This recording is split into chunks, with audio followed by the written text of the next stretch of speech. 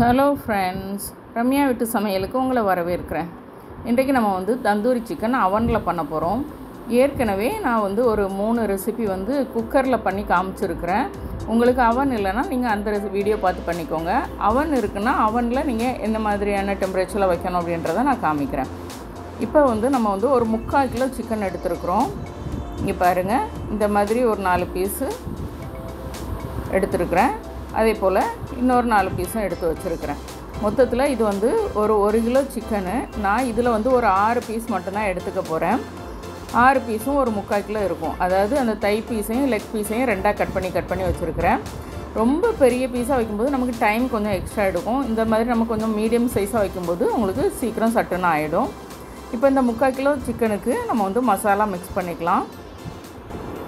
ஒரு 3 டீஸ்பூன் இஞ்சி பூண்டு விழுது, 1/2 டீஸ்பூன் காஷ்மீரி மிளகாய்த்தூள், 1 டீஸ்பூன் மல்லித்தூள், 1/4 டீஸ்பூன் மஞ்சள் தூள், 1/2 டீஸ்பூன் கரம் மசாலா, 1/2 டீஸ்பூன் மிளகுத்தூள், 1/4 டீஸ்பூன் சீரகத்தூள், தேவையான உப்பு. அதுக்கப்புறம் நல்ல ஒரு 50 ml தயிரில் தண்ணியெல்லாம் பிழிஞ்சிட்டு அந்த கெட்டி தயிரை சேர்த்துக்கோங்க. இந்த 2 எலுமிச்சம்பழத்துலேருந்தும் எடுத்த சாறை நான் சேர்த்துக்கிறேன். இது ஒரு 4 டீஸ்பூன் அளவுக்கு அந்த எலுமிச்சம்பழ சாறு இருக்கும். அப்படி இல்லை அப்படின்னா 4 டீஸ்பூன் வினிகர் சேர்த்துக்கோங்க.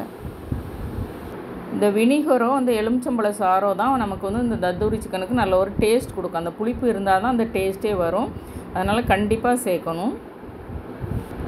எல்லாத்தையும் நல்லா கலந்து விட்டுட்டு, இது 3/4 கிலோ சிக்கனுக்குள்ளே மசாலா. நீங்கள் சின்னதாக கட் பண்ணாலும் சரி, பெருசாக வச்சுருந்தாலும் சரி, கரெக்டாக இருக்கும் அளவு. எல்லாத்தையும் நல்லா கலந்து விட்டுக்கலாம். கலந்துட்டு பாருங்கள், உப்பு புளிப்பு இந்த ரெண்டும் உங்களுக்கு கரெக்டாக இருக்கான்னு பாருங்கள். பார்த்துட்டு அதுக்கப்புறம் சிக்கனை போடுங்க. ஏன்னா நமக்கு உப்பு புளிப்பு கரெக்டாக இருந்தால் தான் அந்த தந்தூரி சிக்கனோட டேஸ்ட் கரெக்டாக வரும். மற்றபடி காரம் உங்களுடைய டேஸ்ட்டு தான். இப்போ நான் இதில் மைல்டாக தான் காரம் சேர்த்துருக்குறேன்.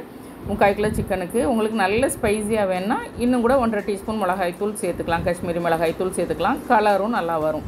இதில் கலர் ரொம்ப ரெட்டிஷாலாம் வராது. ஏன்னா கடை மசாலா கிடையாது. கடை மசாலா வாங்கினீங்க அல்லது கடையில் நீங்கள் சிக்கன் வாங்கினீங்கன்னா தான் அந்த கலர் போட்டிருப்பாங்க. அதனால் உங்களுக்கு அந்த ரெட் கலர் வரும். வீட்டில் அரைக்கிற மிளகாய்த்தூளில் ரொம்ப ரெட் கலர் வராது. இப்போ சிக்கன் எல்லாத்தையும் இதில் போட்டு நல்லா புரட்டிக்கலாம். ஃபஸ்ட்டு ஒரு 4 பீஸ் போட்டு புரட்டி பார்த்தேன். அதுக்கப்புறம் திரும்ப எனக்கு இன்னும் கொஞ்சம் 2 பீஸுக்கு தேவையான மசாலா இருந்தது, அதையும் சேர்த்து போட்டுட்டேன். மொத்தமாக இதில் ஒரு 6 பீஸ் போட்டிருக்கிறேன். இது 3/4 கிலோ சிக்கன். நம்ம மிக்ஸ் பண்ண மசாலா பார்த்திங்கன்னா 3/4 கிலோவுக்கு கரெக்டாக வந்திருந்தது. இது ஒரு அரை மணி நேரத்துலேருந்து 2 மணி நேரம் வரைக்கும் நீங்கள் மேரினேட் பண்ணலாம்.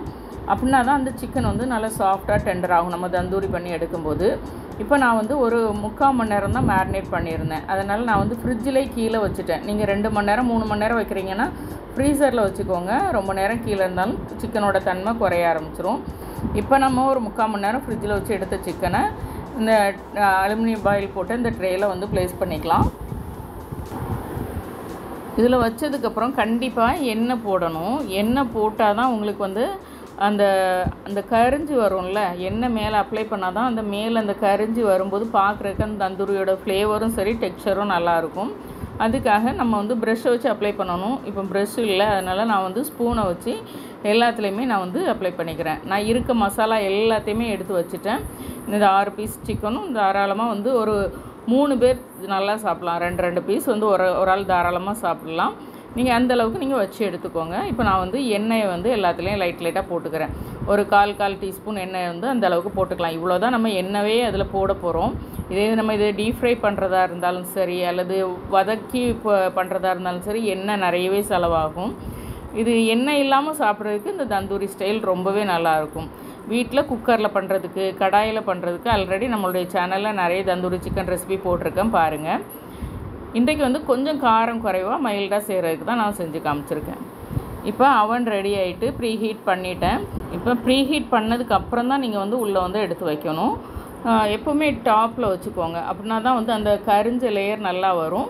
ஒரு அரை மணி நேரம் ஒரு பக்கம் வச்சதுக்கப்புறம் அதுக்கப்புறம் மாற்றி போட்டு அதாவது இந்த சிக்கன்களை புரட்டி போட்டு திரும்பியும் எண்ணெய் அப்ளை பண்ணி திரும்ப ஒரு அரை மணி நேரமோ 3/4 மணி நேரமோ வைக்க வேண்டியது இருக்கும். எனக்கு மொத்தத்தில் இந்த தந்தூரி ரெடியாகி வர்றதுக்கு ஒரு 1.25 மணி நேரம் ஆச்சு. அவனில் வந்து இந்த மேலே வச்சா தான் உங்களுக்கு அந்த கரிஞ்ச லேயர் வரையும். கீழே வந்து கேக்லாம் பண்ணும்போது கொஞ்சம் கீழே தான் வைப்போம், பொறுமையாக வந்து வெந்து மேலே வரணும். இந்த மாதிரி தந்தூரிலாம் பண்ணும்போது நம்ம வந்து மேலே வச்சா தான் அந்த கலர் நல்லா வரும். நம்ம முதல்ல நான் 1 மணி நேரம் வச்சுட்டு அரை மணி நேரத்தில் புரட்டி அந்த சிக்கன் பீசஸை புரட்டி போட்டுட்டு திரும்பவும் நான் வச்சு எடுத்துருந்தேன். மொத்தத்தில் எனக்கு ஒரு 1.25 மணி நேரத்துக்கு ஆச்சு இந்த தந்தூரி 3/4 கிலோவும் ரெடியாகி வர்றதுக்கு. கண்டிப்பாக ட்ரை பண்ணுங்கள். இது அதாவது 240 டிகிரி செல்சியஸில் தான் நான் வச்சுருந்தேன். தாராளமாகவே பொறுமையாக நமக்கு வெந்து வரும். டைம் கொடுக்கணும், அதாவது அவனில் ரெடி ஆகிறதுக்கு. அதே போல் குக்கரில் தந்தூரி ஸ்டைலில் பண்ணுறதுக்கும் டைம் கொடுக்கணும். அதுதான் தந்தூரி சிக்கன் பண்ணுறதுக்கு நமக்கு வேலை வந்து 10-15 நிமிஷம் தான் இருக்கும். அந்த அவன்லேயோ குக்கர்லேயோ ரெடி ஆகிறதுக்கு தான் நமக்கு டைம் ஆகும். கண்டிப்பாக இதே மாதிரியே ட்ரை பண்ணுங்கள். இங்கே பாருங்கள், சூப்பராக வந்துருச்சு. ரொம்ப சாஃப்டாக ஜூஸியாக டெண்டராக இருந்தது. பிடிச்சிருந்தா லைக் பண்ணுங்கள், ஷேர் பண்ணுங்கள், சப்ஸ்கிரைப் பண்ணுங்கள். வீட்டில் சமைச்சு சாப்பிடுங்க, வீணாக்காமல் சாப்பிடுங்க. மீண்டும் புது வீடியோவில் சந்திக்கலாம். பாய்.